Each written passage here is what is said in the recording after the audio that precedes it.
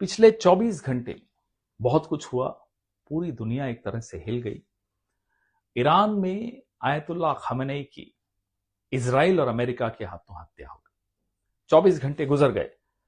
हिंदुस्तान की सरकार, प्रधानमंत्री, विदेश मंत्री एक शब्द इजराइल और अमेरिका की निंदा में आपने नहीं सुना इनके मुंह से। भारत हमेशा एक मॉरल लीडरशिप देता था विश्व को। भारत की तरफ पूरा विश्व हमेशा देखता आया नैतिक नेतृत्व के लिए। वो मॉरल लीडरशिप, वो मॉरल कंपस अब हमारा खत्म हो गया। कुछ 2 दिन पहले नरेंद्र मोदी जी इजराइल की यात्रा पर थे। किसी को नहीं समझ में आया क्यों गए।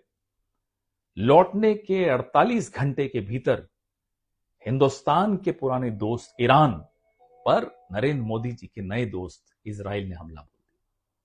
नरेंद्र मोदी चुप रहे, कुछ नहीं बोले। माह रमजान में आयतुल्लाह खamenei की शहादत इतिहास में दर्ज हो गई।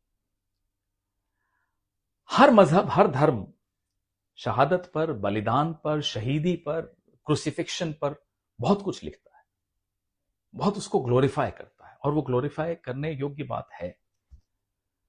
आप क्रिश्चियनिटी पर आइए।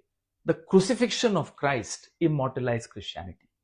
प्रभु यीशु अगर सलीब पर नहीं चढ़ते तो ईसाई धर्म अमर नहीं होता जैसा हुआ।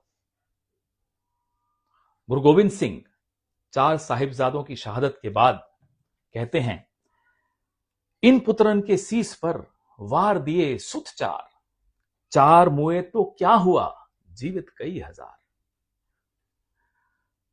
हमारे कुछ शिया दोस्त बचपन से अपने घर में सुनते आए थे कि जिंदगी जियो तो अली की तरह और शहादत हो तो हुसैन की तरह। भगवान कृष्ण अर्जुन को कहते हैं, हे कौन्तेय, यदि तुम युद्ध में मारे जाओगे तो स्वर्ग को प्राप्त करोगे। यदि तुम युद्ध में मारे जाओगे तो स्वर्ग को प्राप्त करोगे, और यदि जीत जाओगे तो पृथ्वी का राज्य भोगोगे।